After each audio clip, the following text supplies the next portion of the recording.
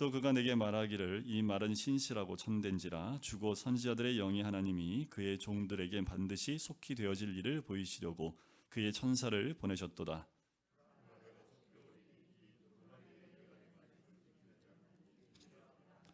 이것들을 보고 들은 자는 나 요한이니 내가 듣고 볼 때에 이 일을 내게 보이던 천사의 발 앞에 경배하려고 엎드렸더니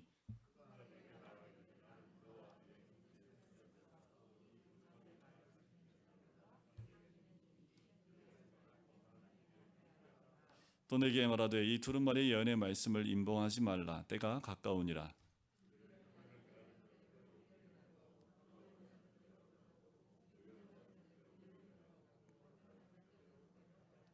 보라 내가 속히 오리니 내가 줄 상이 내게 있어 각 사람에게 그가 행한 대로 갚아주리라. 자기 두루마기를 빠는 자들은 복이 있으니 이는 그들이 생명나무에 나아가며 문들을 통하여 성에 들어갈 권세를 받으려 함이로다.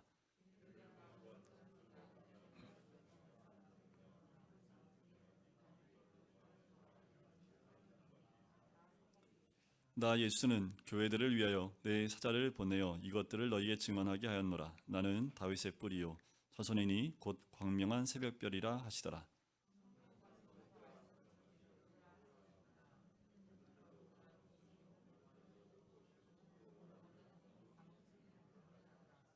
내가 이 두루마리 예언의 말씀을 듣는 모든 사람에게 증언하노니 만일 누구든지 이것들 외에 더하면 하나님이 이 두루마리에 기록된 재앙들을 그에게 더하실 것이요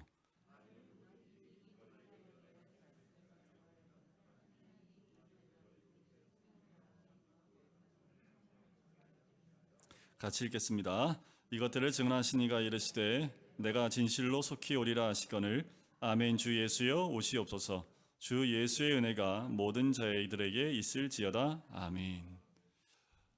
이제 요한계시록의 마지막 부분을 우리가 함께 나눕니다.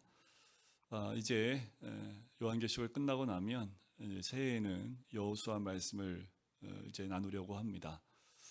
계시록의 말씀을 다 마무리 오늘 하는데 이 말씀이 끝이 아니라 우리의 믿음에 다시 연결되어지는 오늘의 말씀의 제목처럼 아멘 주 예수여 오시옵소서라는 믿음의 고백이 연결되어지는 그런 삶이 되어야 되겠지요.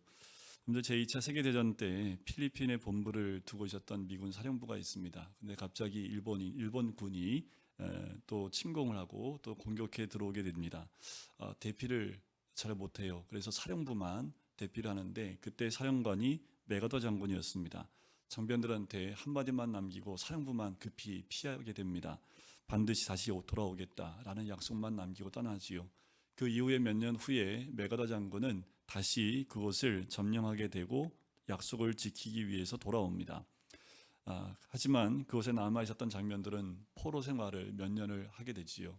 많은 숫자가 그 포로 생활 가운데 죽임을 당했지만 그 장면들은 메가더 장군이 했던 그 약속을 끝까지 붙들고 그 시간들을 견뎌내게 됩니다.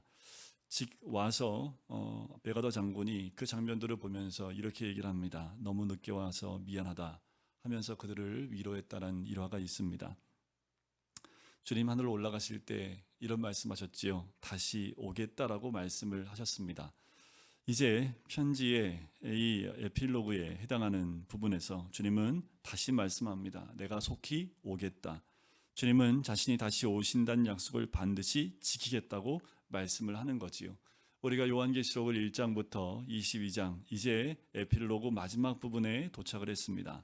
이 계시록의 내용을 제대로 이해하고 숙지하고 또 함께 나누고 말씀을 가슴에 받았다면 사도 요한의 이 고백처럼 아멘 주 예수여 오시옵소서라는 고백을 할 수 있어야겠지요.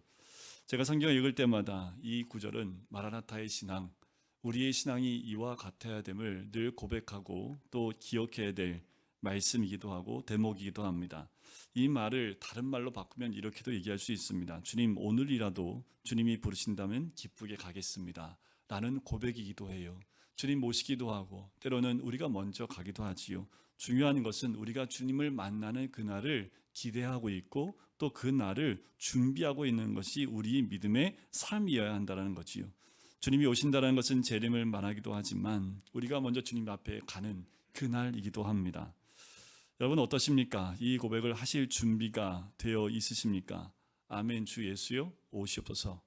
아니면 주님 조금만 더 있다 오시면 안 되겠습니까? 이런 생각을 하고 오늘 살고 계시지 않은지.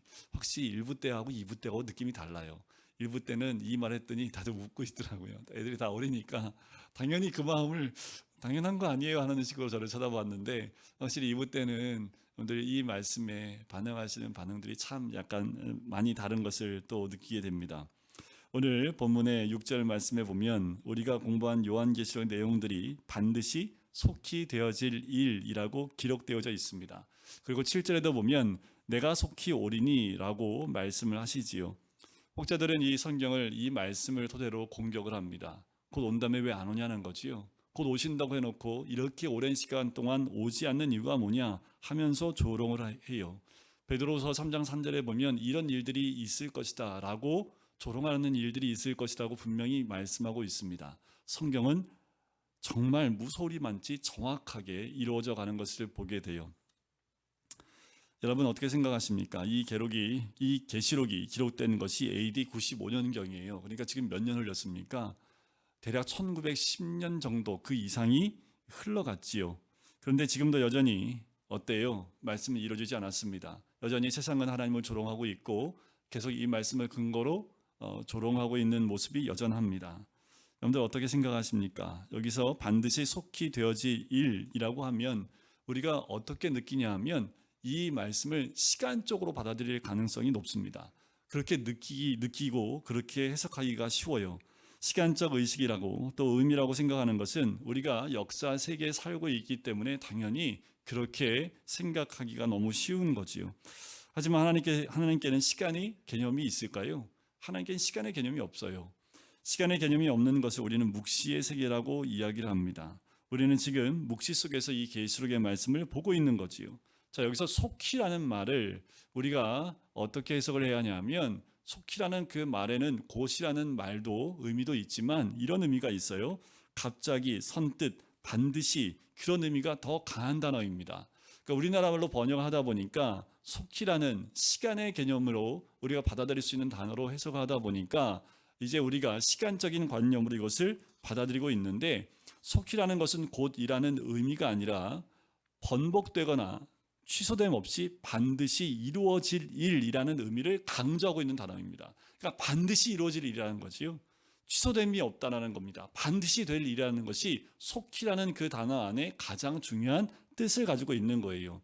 13절에도 보면 나는 알파와 오메가요 처음과 마지막이요 시작과 마침이라 반복해서 기록하고 있지요. 이 이유는 뭐냐면 주님은 반드시 말씀하신 바를 이루시고야 마는 분이다 라는 것을 강조해주고 있는 거예요.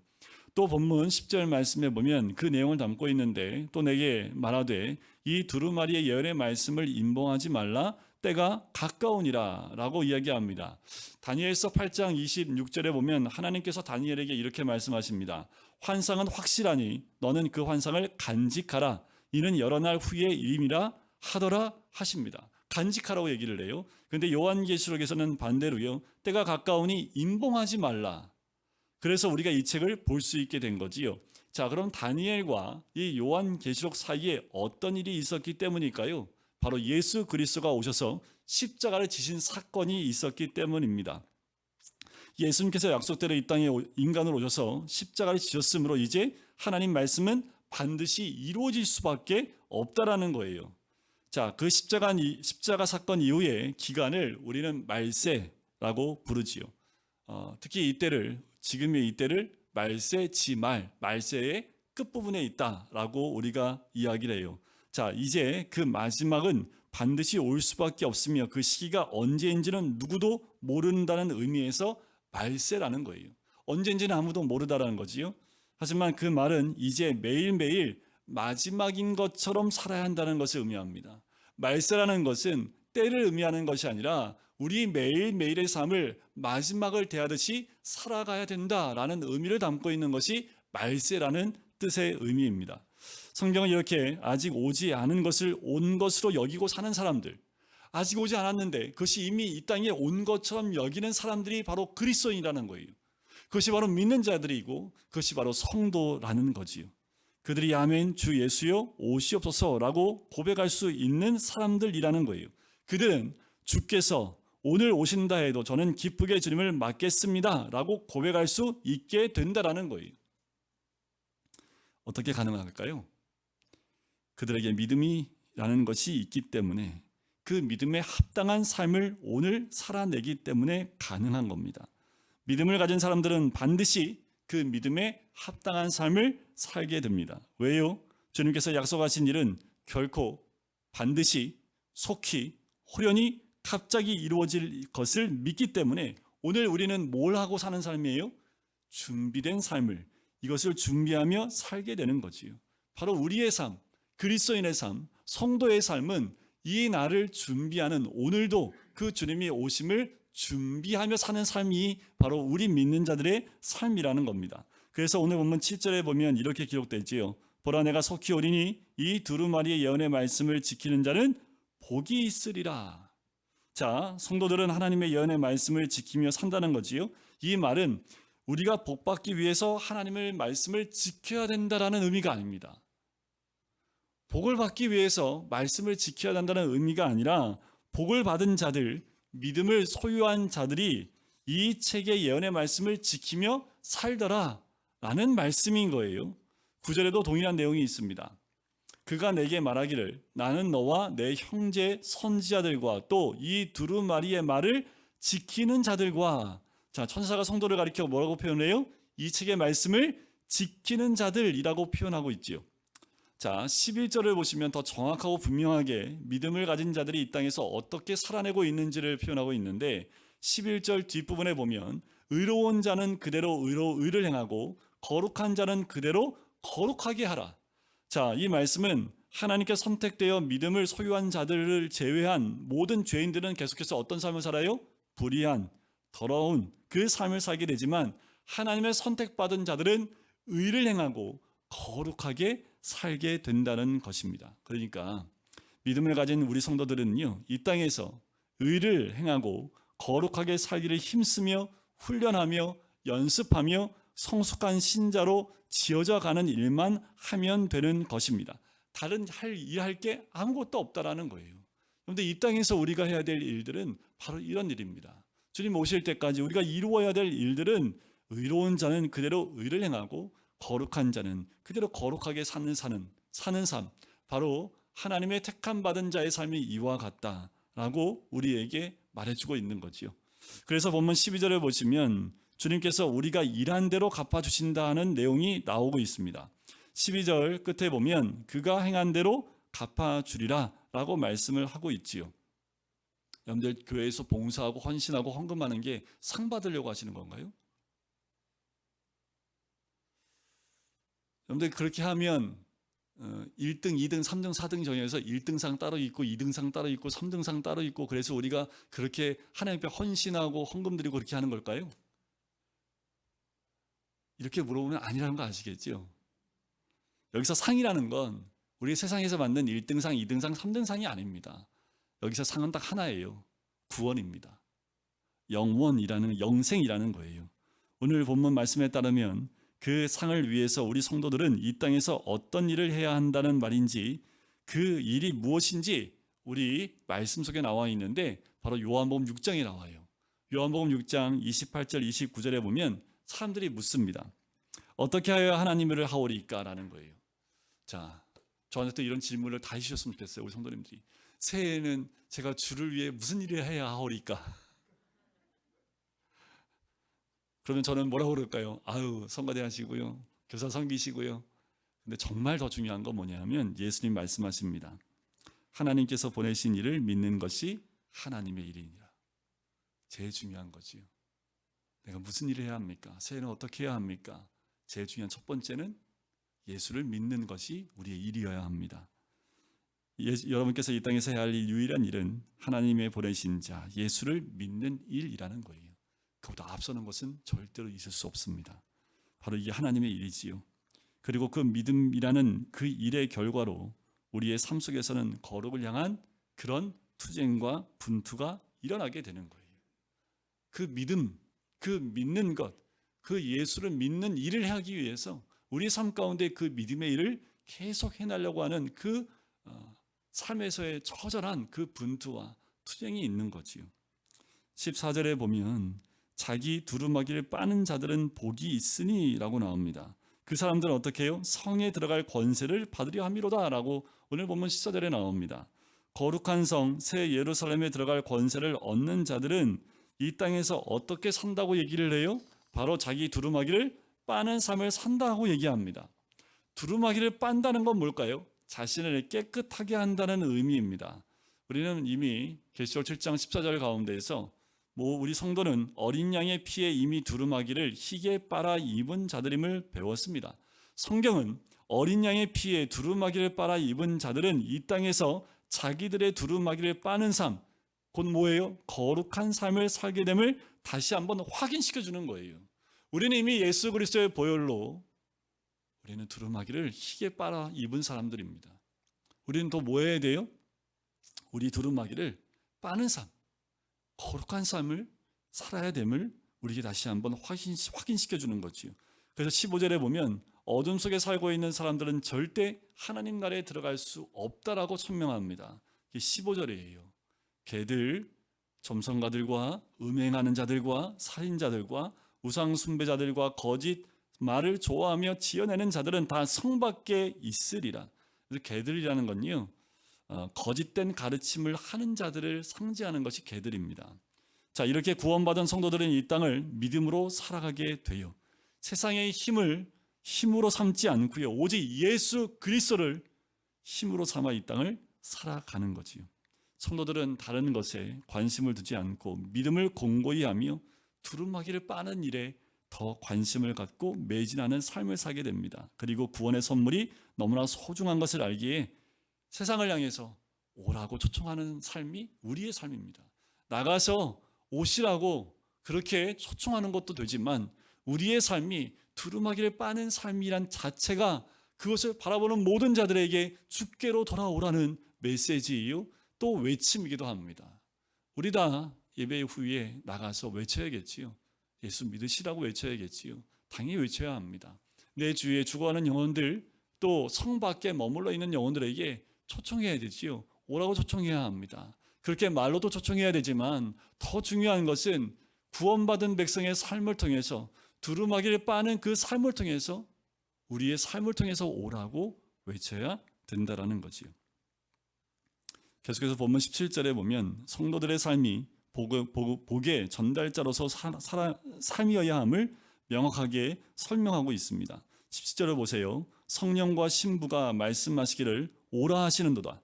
듣는 자도 오라 할 것이요 목마른 자도 올 것이요 또 원하는 자는 값없이 생명수를 받으라 하시더라. 자, 성령과 신부가 오라고 외칩니다. 그래서 신부는 교회를 의미하지요. 그리고 그 말을 듣는 자들은 오라고 외치라고 얘기를 해요. 그러니까 우리 신자들은 이 땅에서 성도다운 삶, 신자다운 삶, 거룩한 삶을 통해 세상 사람들에게 오라고 외치는 삶을 사는 것, 이것이 성도의 삶입니다. 우리를 보면서 이 삶이야말로 그리스도께 나오는 삶이라는 것을 우리의 삶을 통해서 그들에게 외치는 소리여야 된다는 거지요. 여러분, 지금까지 요한계시록을 공부하면서 성경의 성도는 예수 그리스도를 믿으면 만사 형통한다 라는 그 말이 한 번도 등장하지 않습니다. 여러분들, 예수 믿으면 일이 다 잘 풀려. 이거 믿고 왔다가 안 풀려서 교회 안 나오는 분들이 꽤 많습니다. 교회가 어느 날부터 어느 순간부터 교회에 나오고 예수 믿으면 번영하고 성공하고 한다는 그 기복주의와 기복신앙 가운데에서 우리가 헤어나오지 못한다는 거예요. 근데 참 재밌는 건 뭐냐면 진리를 말하면 우리 마음에 요동함이 없는데, 근데 교회 나와서 말씀 잘 지키고 예수님 잘 믿으면 복권에 당첨된다고 하면 한번 믿어볼까? 한다라는 거예요. 이게 참 아이러니하게도 예수 믿는 사람들도요, 다른 것보다 이런 거에 마음이 혹할 때가 많아요. 제가 전에 한 그 전도단 단체가 있습니다. 어린아이들을 전도하는 단체인데 거기에 보면 모임들이 있어요. 그 모임에서 했던 걸 제가 음성으로 녹음하는 걸 들었는데, 어떤 분이, 그러니까 아이들을 전도했던 어떤 분이 간증하는 소리를 들었는데 이렇게 간증하시더라고요. 열심히 그 1년 동안 좀 꽤 많은 아이들을 전도를 했어요. 그랬더니 하나님이 우리 아들을 서울대 합격시켜 주셨다고. 그래서 제가 딱 꺼버렸습니다. 여러분들 애들 서울대 보내려면 어떻게 하시면 돼요? 지금부터 나가서 한 100명만 전도하시면 돼요. 그러면 우리 100명만 전도하시면 돼. 너 공부하지 마. 너 가만히 있어. 엄마 아빠가 다 합격시켜 줄게. 말도 안 되지요. 그런데 그 말 들으니까 거기 주변에 있는 사람들 뭐라고 할게요? 아멘! 박수 치면서 막. 제가 너무 막 가슴이 무너지는 거예요. 그 단체가 정말 전도에 힘을 쓴 단체인데 저렇게 사람의 눈을 가려버리는, 그리고 그곳에 있는 모든 그리스도인들이 한순간에 눈이 다 가려지는 거예요. 왜 내 자식이 서울대 가길 원치 않는 부모가 어디 있어요? 그럼 전부 다 어떻게 할까요? 전도 열심히 하겠지요. 그러다가 서울대 못 가고 지방대 가면요, 그럼 교회 안 나올 거 아니에요. 또 복음 아닌 것에 너무도 쉽게 넘어지고 넘어가는 우리의 마음, 너무나 기복적인 그 메시지에 넘어가는 것을 너무도 쉽게 봅니다. 성경은요 그렇게 얘기 안 합니다. 성도는 이 땅에서 고난을 통과하고 그 고난은 너희를 양육하시고 있는 하나님의 손길일 뿐만 아니라 그것을 잘 참고 승리하는 것이 주의 뜻이라고 성경은 늘 우리에게 말씀하고 있다라는 거예요. 세상을 추구하고 힘을 추구하고 자신의 유익을 추구하기 위해서 하나님마저 그렇게 이용하고 있는 많은 그리스도인인 것을 보면 너무나 마음이 아프지요. 하나님 분명히 그러한 자들에게 재앙이 임할 것을 18절과 19절에 이야기합니다. 내가 이 두루마리의 예언을 듣는 모든 사람에게 증언하노니 만일 누구든지 이것들 외에 더하면 하나님이 두루마리에 기록된 재앙을 더하고, 만일 누구든지 이 두루마리의 예언의 말씀에서 제하여 버리면 하나님이 이 두루마리에 기록된 생명나무와 및 거룩한 성에 참여함을 제하여 버리시리라.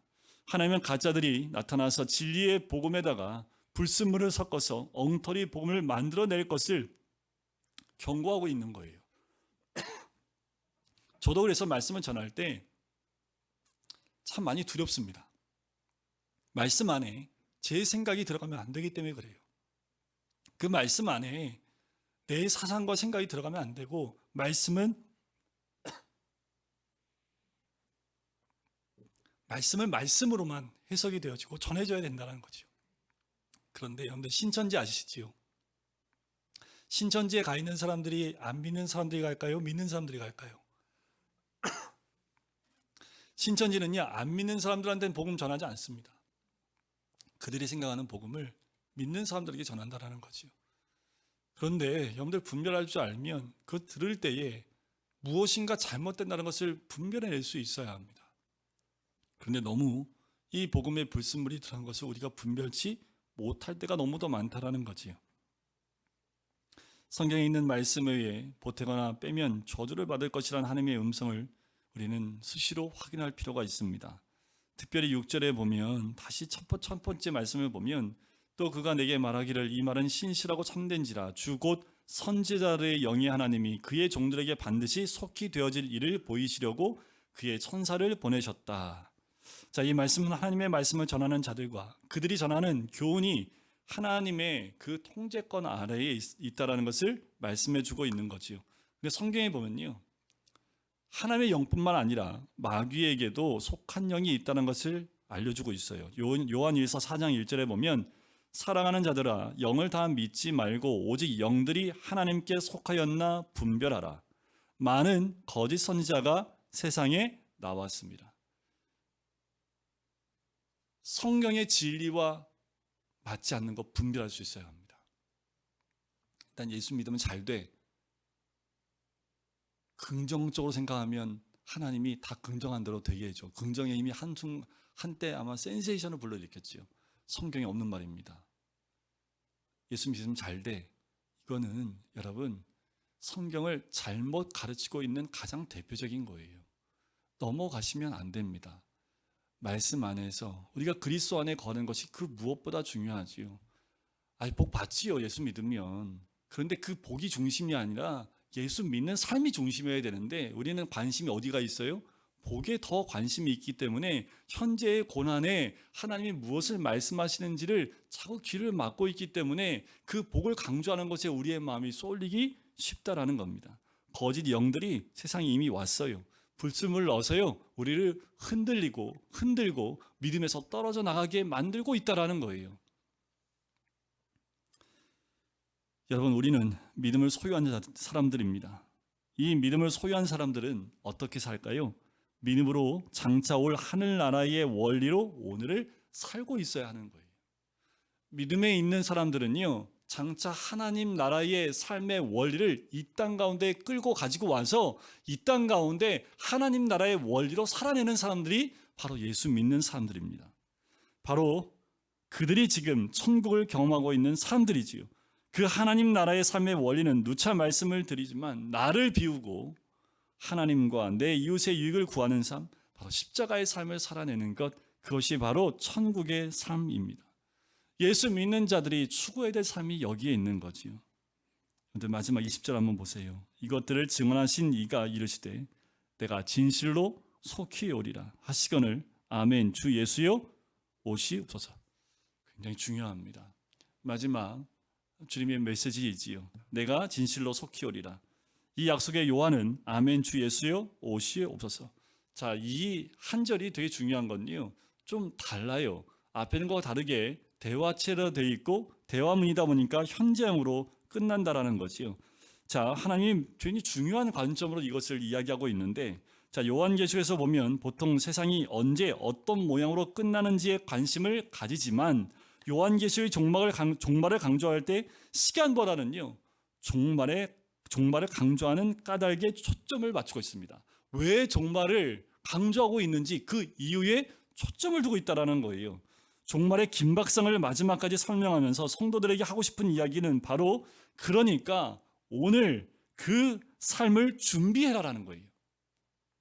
곧 주님이 오시니까 몇 날 몇 시에 며칠 그때 주님이 오신다는 게 중요한 것이 아니라 곧 주님 오시니까 오늘 우리의 삶을 준비해라. 이것이 요한계시록에서 마지막 때를 우리에게 보여주시며 하시는 가장 중요한 메시지입니다. 제자들이 이걸 헷갈려요. 그래서 뭐라고 묻냐 하면 사도행전 1장에 보면 이스라엘이 회복할 때가 이때입니까? 이걸 질문을 해요. 예수님께서 내가 속히 오겠다 라고 말씀해 주니까 제자들이 예수님께 이스라엘을 회복할 때가 어느 때입니까? 라고 물어요. 여러분들 뭘 물으시겠습니까? 복권 맞을 때가 언제입니까? 이거 물으시겠어요? 언제 내 사업이 회복되어지고 뻥 뚫릴까요? 이때를 물으시겠습니까? 그저 예수님 뭐라고 합니까? 때와 기한은 아버지의 권한에 있으니 너희는 성령이 너희에 임하시면 권능을 받고 예루살렘과 온 유대와 사마리아와 땅끝까지 이르러 내 증인이 되리라 답하시죠. 증인이 뭘까요? 증인이라는 것은 띠를 두르고 나가는 단편적인 모습이 아니라 우리 전체의 삶을 두고 현실적인 것들을 이야기하는 거예요. 그게 증인입니다. 우리가 그리스도인으로 살다 보면 근데 작은 이익을 추구하다 그리스도인 말씀의 원리를 잠깐 눈 감을 때도 있을 때가 있지요. 잠깐만. 그런데 그리스도의 원리, 말씀의 원리를 추구하다 보니까 이 이익을 포기해야 돼요. 이런 갈등이 우리 삶 가운데 반드시 옵니다. 있을 수밖에 없어요. 세상은 그 유익을 따라가기 때문에 우리 그리스도인들은 세상을 유익을 따라가는 자들이 아니라 하나님 말씀을 따라가는 사람들이기 때문에 늘 이 갈등 구조 가운데 있어요. 성령 충만하다는 건 뭐예요? 더 이 갈등에 노출되어져 있다라는 그 말이기도 합니다. 우리 이럴 때 아멘 주 예수여 오시옵소서 하고 종말의 긴박성에 대한 신앙 고백을 이 현장으로 가져와서 오늘을 살아가는 거지요. 곧 주님 오시는데 오늘 주님이 기뻐하시는 삶을 살아야지. 이것이 바로 성경이 현재형으로 되어 있고 대화형으로 끝난 이유입니다. 우리의 매일이 종말론적으로 준비된 삶이어야 하기 때문에 성경 기자가 이렇게 강조를 하고 있는 거예요. 결론적으로 요한계시록이 말하는 것은 이것입니다. 성경은 하나님의 말씀으로 우리가 역사와 개인은 이 기록된 약속대로 진행될 것이고 맞춰질 것이라는 것을 확신하고 그 확신을 가지고 살아야 한다는 겁니다. 하나님의 원천적인 복을 누린 백성들이 이 말씀을 붙잡고 어떻게 준행에 살아갈지를 고민해야 된다라는 거지요. 마지막으로 우리의 삶 속에서 잃어버린 하나님의 종말의 긴박성을 우리의 삶으로 끌어당겨 그것을 살아내고 순종하는 삶이어야 된다라는 거예요. 주님 이제 이때까지 안 오셨는데 곧 오시겠어? 라는 그 삶이 아니라 주님이 곧 아멘 예수여 오시옵소서라는 그 신앙의 긴박성을 가지고 그 긴박성 신앙을 우리의 삶 가운데 끌고 들어와서 그 삶을 살아내고 순종하는 것이 우리 그리스도인들, 바로 요한계시록이 우리에게 요구하는 믿음의 삶입니다. 여러분, 예수님이 다시 오는 그 날을 오늘과 너무 차별화시키지 마십시오. 예수님이 재림하실 때 뭐 SF적으로 막 위에서 하나님 예수님 막 내려오셔가지고 위에서 구름 위에 탁 떠 계시는 그 모습 상상하세요? 근데 예수님 어디 계십니까? 모르세요? 예수님 어디 계신지? 하늘나라에 계세요? 우리는 어디 안에 있어요? 예수 안에. 예수는 어디 안에 있어요? 우리 안에 있잖아요. 예수님 멀리 계신 거 아니에요? 우리 안에 계시잖아요. 근데 뭐예요? 안 보이지요? 예수님이 부활하시고 난 다음에 제자들에게 어떻게 했어요? 보이셨지요? 안 보이시기도 하셨지요? 우리는 믿음으로 본다고 고백하지만 안 보이지요? 주님 재림하는 건 뭐냐면 눈은 보이는 것뿐입니다. 다른 거 없어요. 갑자기 세상이 뭐 격변하고 막 달라지고 막 세상이 막 바뀌고 막 이런 게 아니라요. 그냥 우리의 삶 가운데 우리와 함께 하신 예수님이 그냥 눈으로 보일 뿐이에요. 그게 재림입니다. 재림이 특별한 거 아닙니다. 그러니 지금 뭐예요? 주님이 보이는 것처럼 우리가 재림의 삶을 사는 거예요. 그게 바로 재림으로 이 땅에 오실 주님을 우리가 기다리는 자의 모습이라는 거죠. 주님 보이세요? 그게 재림입니다. 아직 안 보이시죠? 주님 꼭 보이십니다. 그래 어떻게 해요? 보이는 것처럼 사는 거지요. 그게 바로 재림을 기다리고 있는 자의 삶이고, 그리고 주님 재림하셨을 때 그 삶에 대해서 주님이 인정해 주시고 믿음으로 나온 우리를 축복해 주신 삶인 줄 믿습니다. 우리가 바로 지금 예수가 재림하셨을 때와 똑같이 사셔야 하는 것, 이렇게 사는 사람이야말로 아멘 주 예수여 오시옵소서라는 고백을 진정으로 드리는 사람인 줄 믿습니다. 요한계시록을 다 끝내면서 예수님 어떻게 오신다고요? 우리는 어떤 마음으로 살아야 된다고요? 다른 거 없습니다. 주님 어서 오세요 라는 그 마음으로 살면 한순간 주님 보이실 때, 그때 주님이 재림하는 날이고 주님이 나와 함께하는 날인 줄 믿습니다. 우리는 늘 이 종말의 긴박성을 가지고 오늘을 살아낼 수 있는 믿음의 사람들로 다 세워지시기를 주님의 이름으로 간절히 축원드립니다. 사랑의 주님, 요한계시록의 말씀을 이제 마무리하고 함께 나눌 수 있게 해주심을 감사합니다. 하나님, 우리에게도 사도 요한처럼 아멘 주 예수여 오시옵소서, 그 믿음으로 살아낼 수 있는 우리가 되기를 간절히 소원합니다. 이 땅 가운데에서 그 삶을 이 땅 가운데에서 살아낼 수 있는 것이 바로 그리스도인들이고 바로 성도들인 줄 믿습니다. 우리가 그렇게 주님이 이 땅에 오심을 믿음으로 바라보며 살아나갈 때에 많은 믿지 않는 자들의 가운데 택한 자들이 우리의 삶을 보고 그 초청에 응대하고 나오게 될 줄 믿습니다. 하나님, 우리의 시각과 우리의 믿음이 오직 주께 있고 세상 가운데 있지 않도록 도와주시옵소서. 감사드리며 예수 그리스도의 이름으로 기도드립니다. 아멘.